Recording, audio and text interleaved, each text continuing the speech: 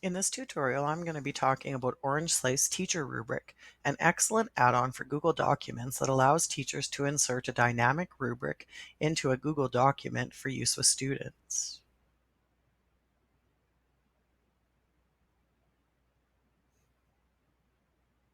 So the first thing you're going to need to do is to get access to Orange Slice Teacher Rubric is to go into your add-ons tab in any Google document. This can be something that you want to go ahead and get started with putting a rubric in, or you can just start with a blank document. Doesn't matter. Under the add-ons tab, you're going to go to Get Add-ons and then search for Orange Slice. This will bring up the Orange Slice Teacher rubric as well as the Orange Slice Student rubric, which is a version for students that allows them to give peers holistic and written feedback on their documents as well. When you have this pop up, you will see the plus free button up here where I have the Manage button. You can go ahead and click on that to install the add-on to your Google Documents. You'll need to allow any permissions that pop up asking for authorization by clicking on the blue Allow button, and this will put the Orange Slice add-on into your Add-ons tab. Once it's there, it'll pop up in the list of available add-ons for you to use. Clicking on Score Rubric will open up the add-on on the side of the document. Right away, it takes you into creating your rubric for this document. You can decide if you want your scores to go from high to low or low to high across the top of your rubric. You can add letter descriptors, word descriptors, or put your own things into the categories across the top for how you want your rubric to be scored. I have a pre-existing rubric I'm going to use for this one, so I'm going to click on I'll create my own. Orange Slice comes with a set of categories that you can use for scoring writing. So you may choose to select some of these and it will auto create your rubric and fill it in for you. You can also choose to click on I've got this one, which will just create the rubric blank on the page for you to manipulate and work with in table form. I'm going to click that and click on Create Rubric now.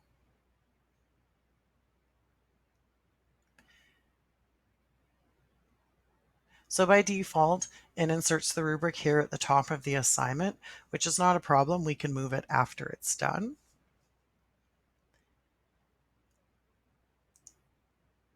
So to set this up myself, I'm going to go ahead and fill in these boxes across the top. My rubric that I'm copying from actually has one extra column from what they've given me here. That's not a problem. I'm going to do a right click on this last column and insert a column to the right. And that's going to give me an extra column within my rubric. Now I'm going to use my numbers across the top. This is how my rubric will be scored.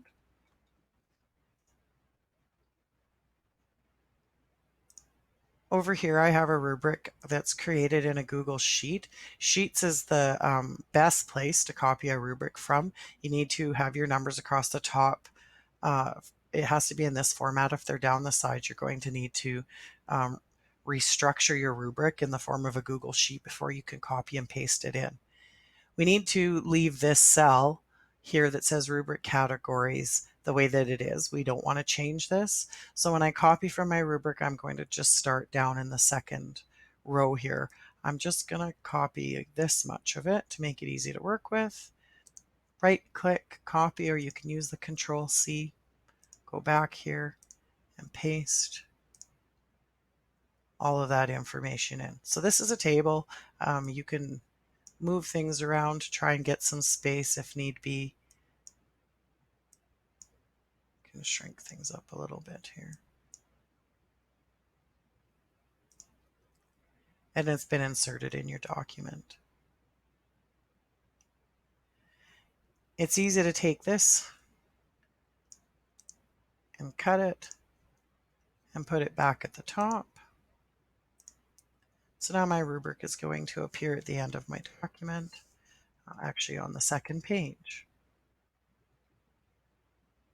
The last step is to click the Score Rubric button, which is going to allow you to set up the system to tell you how you want this to mark when you're coming back into it.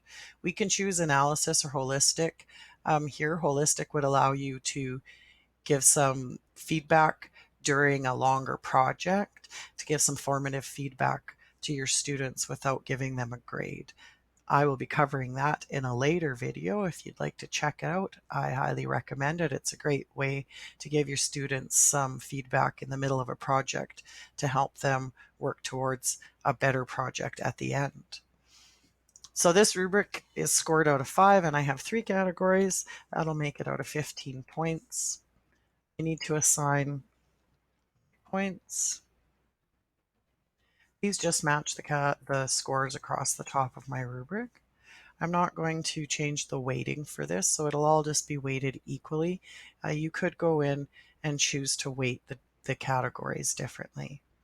Once I'm happy with this, I'm just going to click the blue Finished button, and my rubric is in the document, ready to be used with students. I can distribute this now however I like. So when you're ready to score your students' work, when you open your student document, you can click on the add-ons again and open up the orange slice on the side. It's automatically going to take us into the marking stage. So I can work through my rubric and score it one category at a time. Once I have given number grades, I can go in and give some verbal feedback.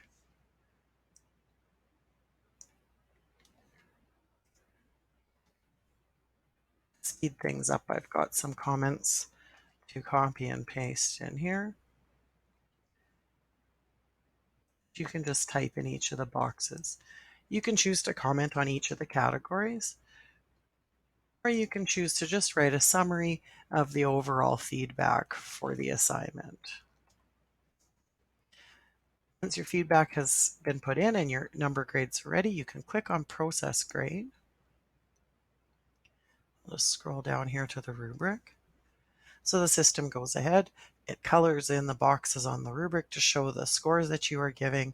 It shows the grade at the bottom, as well as your written feedback, all for the student to see the next time they open the assignment. That's all for now. Thanks for watching.